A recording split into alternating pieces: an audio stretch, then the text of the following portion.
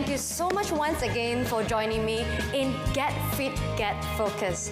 Today, our theme is all about family love. We will be discussing on nutrients for the elderly as well as exercising between mother and child, which will enhance family bonding. Besides that, we will be providing you some useful tips to remain your fitness level while you're traveling. Before everything, let us join young Ahmad Mulia, Raja Yong Sofia on nutrients for your elderlies. Assalamualaikum and greetings to everyone. My name is Raja Yong Sofia and I'm a marathon runner and currently doing a PhD study in geriatrics. I am 52 and a proud mother of 4. Today I'm going to talk about nutrition for the elderly. Before I go further on the nutrition for the elderly, let me put great emphasis on the fact that proper nutrition is indeed preventive medicine. What do I mean by preventive medicine? It is by taking the adequate amount of nutrients your body requires, your body can function most efficiently. But to get this optimal level, one needs to consult the doctor to be assessed individually. And this is because each individual ages differently. What are the factors that contribute to this failure to meet this nutrient requirement? Number one, the failure to meet the requirement is because as you grow older, you lose your appetite. And that roots from the fact that as you grow older, you lose your senses of touch, smell, taste, and that will contribute. Again, it goes back into losing your appetite. And number three, also linked to loss of appetite, is the losing of your teeth. Without your teeth and with these dentures, if you're lucky to have one, it's just not the same. So automatically everything leads back to losing your appetite. And also once you are not working anymore, and what more you're in a home, that's worse still, is when you have no income or very little income. It's very difficult to afford all this healthy food because they're really quite expensive. In fact, research has shown that the mean intake of pulses or beans and vegetable tends to be lower as you age in both male and female elderly. And how do you solve this problem? What we need to do is to select nutrient dense. After reviewing all these possible problems and possible deficiencies in the elderly, have come up with a special pyramid for the elderly. The base being water or fluid. Because as we age, our sensation of thirst reduces. In other words, we don't feel thirsty when our system is really dehydrated. So that increases the risk of dehydration and constipation. So the base of the pyramid consists of 8 glasses of 8 ounces of water or fluid. The next tier after water, going up the pyramid, is a whole, enriched and fortified grains and cereal. It consists of brown rice. To switch to a healthy lifestyle, it is recommended from white rice to brown rice, white bread to brown bread, instant oats to roll oats. And with that measure, we can ensure that the elderly is taking enough fiber, which is necessary to prevent constipation. The next year comes the deeply colored and brightly colored fruits and vegetables, because each color provides you with a different kind of nutrients. It is recommended to take dark green leaves like spinach or orange and red vegetable like carrots. As far as the fruits are concerned, the brightly colored is one that I recommend to take mangoes and strawberries. It also makes life interesting for us, won't it? Because with more colors, then look automatically sort of broadens. After that, it's been followed by dairies, one segment, and nuts and legumes, the other. It is recommended that you should take low-fat milk for the calcium and the proteins from the legumes. Our appetite for meat somehow subsides or reduces with age. So the legumes and the beans will sort of replace the protein requirements for the system to work efficiently. As we go up the pyramid, we find a small segment on saturated fats and trans fat together with sugar and salt. This should be used sparingly because if too much fat can give rise to heart diseases, sugar can lead to diabetes, and too much salt can lead to hypertension.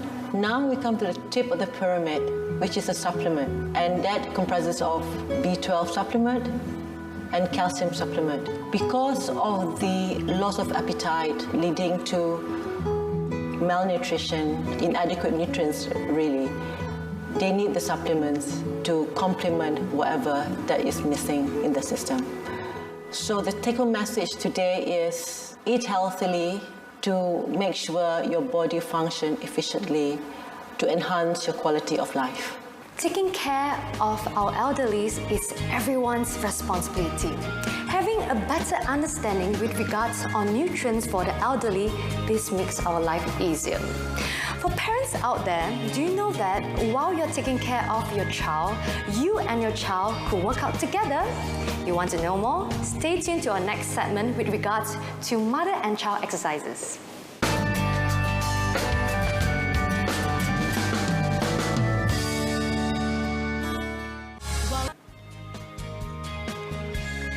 If you are a mother, I know that it's so hard to squeeze in time while you're working, cooking, or maybe even changing diapers.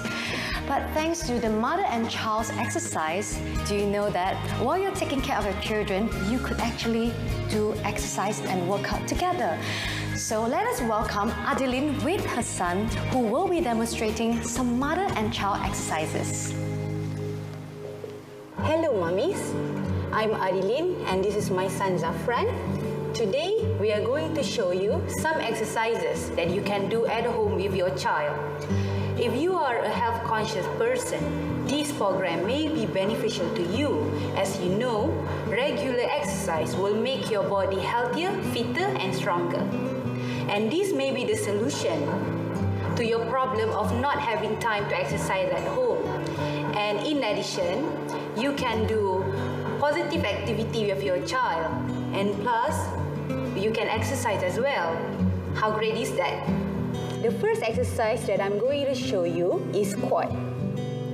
First of all, hold your child facing you and then make sure that your feet is wide open, and then inhale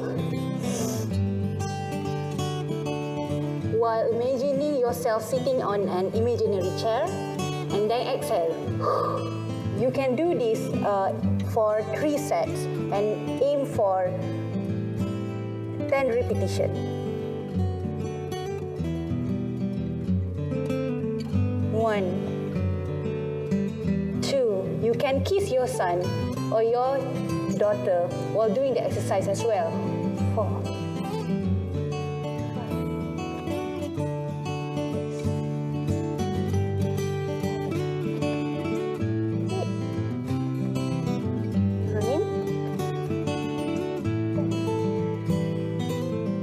That is squat, the first exercise. The second exercise that I'm going to show you is shoulder press. What you have to do is hold your child right in front of you, okay? And then inhale, inhale, inhale, inhale, and exhale. 1, inhale, exhale. 2, inhale and exhale. 3, inhale and exhale. 4, inhale and exhale. 5, inhale and exhale. 6, inhale and exhale. 8, inhale and exhale. 9, and one more. 10. Okay. That is the second exercise. If your child is smaller, it will be easier for you. But in my case, since he already know how to say no, so it's a bit difficult. But it can be done. As long as he's not injured and he's safe, then you can still continue doing it. The third exercise is lunges. Stand up in this position. Okay. And then bend your knees down to 90-degree angle, and then push yourself up again to the standing position. You can do this 10 repetitions in 3 sets as well. See us doing it. Okay, my friend? 1, 2, 3, 4, 5, 6, 7,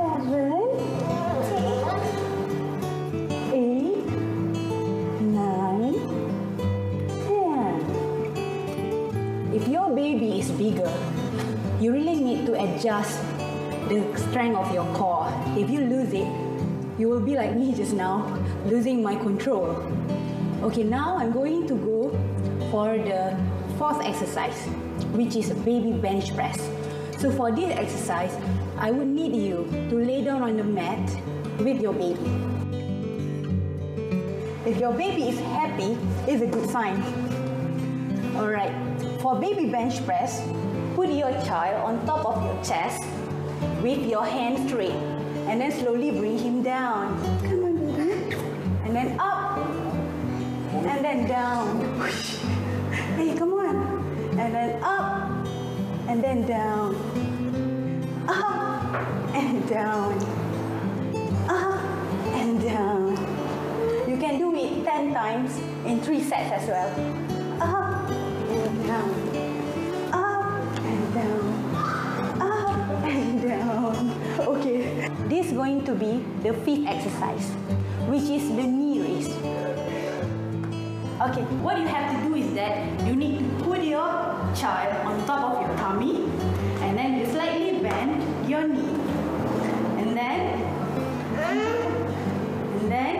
what you have to do is that you pull your legs up, and then down, come, and then up, and then now. Try to make funny faces and distract your child. 2, down, 3, down, 4, down, come on. Down. If you are a fit person and you are an advanced person, you can proceed with straightening your legs. And 1, 2, 3, 4, 5, 6. Okay. So the trick is how to get your son involved or your daughter involved. You need to keep on interacting with your child and do not make him bored. So you can do anything like make funny faces or talk to him or tickle him. Then it will actually make him happy. That's all from us for the 5 exercises. As you can see just now, I've shown 5 suitable exercises that you can do at home with your baby. So even when you are at home, there is no excuse for you not to exercise, because you can use your baby as the weight. However, for all postnatal women, before you start exercising, you have to make sure that you got the clearance from your physician or pediatrician, and your baby have to get clearance as well from the doctors. When you want to start exercising after delivery, what you have to make sure is that you need to start from basic. It means you need to be at the beginner level again, because all your muscles are very weak. Although you are an athlete before your pregnancy, it still gives the same effect, but the difference would be how fast your recovery after your delivery. For the first exercise, which is squat, it is very good for your lower body, because it strengthens your glutes, it strengthens your hamstring, your quad, your calf. So it will strengthen your whole body, because when you have giving birth, all the lower body muscles, they actually weaken. So you need to start all over again to strengthen the muscles. And then the second exercise, which is the shoulder press. It's actually good for your shoulder, for your back, and for your hands. Because when you lift the baby, then basically it will try to strengthen your shoulder, your biceps, and your triceps. So it's a very good exercise, although it looks simple. I bet you have seen your moms and your dad doing it, but they don't know that it's actually very beneficial to those who are doing it. And then, in addition, when you use your baby as your weight, you are actually connecting with your baby. There's a bonding going on between you. It is very different when you're working out at the gym or outside by leaving your baby at home or with someone else. When you exercise with your baby, you can interact with your baby. When you do funny faces, the baby thought you are playing with him or with her. So it is very, very good for you to practice home exercise with your baby. The third exercise is lunges. The effect or the benefit is actually the same with the first one, which is squat. It's actually strengthen your lower body. And then the fourth exercise is the bench press. Is for your chest. It's actually part of the upper body exercise as well. When you do bench press, other than your chest, you are strengthening your arms as well as your back. If you can see from the movement, you can see that the movement trigger your core as well. Therefore, it is one of the recommended exercise for mommy and the baby. And then the fifth exercise is particularly for your core and for your abs. Since you're just giving birth to a little tiny cute baby, it's very important for you to strengthen your core again so that you can go for the next one. So what you have to do at home is to understand your body and to strengthen total body. Those 5 exercises are very, very good and very basic to trigger and to strengthen your whole body. Based on the exercises that I've shown you just now, it shows that you can exercise with your baby anywhere and everywhere, even at home and even if you go for traveling with your baby. So there's no excuse for you not to exercise because you can do it everywhere. Last but not least, get fit and get focused. Keep working out with your baby. Thank you. Isn't that a priceless moment? Spending quality time together with your children, and also you could achieve your fitness level. Nowadays, people love to travel because traveling is an eye-opener. However, while we were traveling, we might give us excuses and also ignoring our food intake or even have no time to hit to the gym. Yes, when we return, we will be discussing about this topic.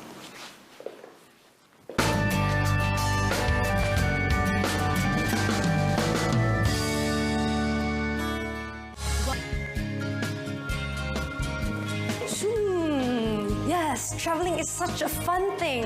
However, with the drastic change in terms of weather, in terms of climate or even time zone, well, all this might constitute to illness or even sickness, especially to children. But no worries, we have Effendi with us today to share with us some healthy tips while traveling. Hi, my name is Effendi Bezukifli. I am health trainer from ZK Dynamic Malaysia, Sdn Bhd. Today, I would like to share with you some tips and information about how to keep health during traveling. When you go travel to other countries, states or areas, so my first tip is you must learn thoroughly about the destination. Asia countries is different with Europe countries. In Europe countries such as France, England, Four Seasons countries, there are common issues on flu and colds, preventive action in terms of medicine or vaccination. For the countries such as India, in Asia, that part of countries is very common with cholera, so you must have vaccination on cholera. So this relates to my second tips. You must visit the doctor. When you visit the doctor, you must tell the doctor about your health condition, especially if you have any health issues about allergy, asthma. You must have a research, maybe you can get from internet, from World Health Organization, the Center of Disease Control. You must know about the issues of health or disease in the country. And the next tip is you must pack wisely. You must create a list, important documents such as visas, passport, and you must know the information about the local embassy or authorities if you have any emergency or trouble in the countries that you have traveled. In the suitcase also, you must put the things, stuffs such as motion sickness medicine. Avoid the common health issues. For example, to prevent for stomach issues, you must ensure in the countries, you must also plan your meals very well. Next tip is you must avoid common health issues. For the people who are flying more than 8 hours, you must have a walking, maybe in the airplane, in the train, in order to prevent the blood clots. For the international traveler, you must ensure that you have a bottle of water, you must have warm food, and make sure you avoid any raw food. In hotel, if you want to swim, you must ensure also with the management that the water is chlorinated. The most important thing for me, you must protect yourself with insurance policy in order to ensure maybe you can get any trouble or any emergency during the traveling. Next tip is you must pay attention after the trip. If you feel not very well, feel sick, you must meet the doctor as soon as possible. And if the place has a disease of malaria, you must get anti-malaria vaccination. And the extra tips from me is you must have stock healthy foods. For example, in hotel, you can stock in the fridge, in the mini fridge in the hotel, with the healthy snack food. Because for certain people, individuals, maybe have a diabetic issues, maybe have an allergic for some food, vegetarian, you must plan very well your meals. You must have a healthy snacks in the fridge.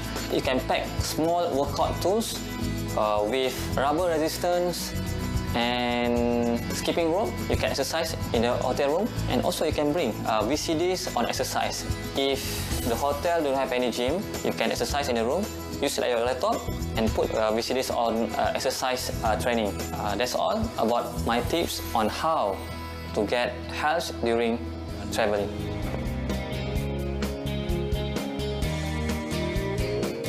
Thank you so much for all the useful tips. Now, I could stay healthy and fit while traveling. It's come to the end of our episode, but before that, I would like to urge all the young ones out there to take good care of your elderlies and also to spend more exercising time with your parents or with your family members. Till we meet again in the next episode of Get Fit, Get Focus!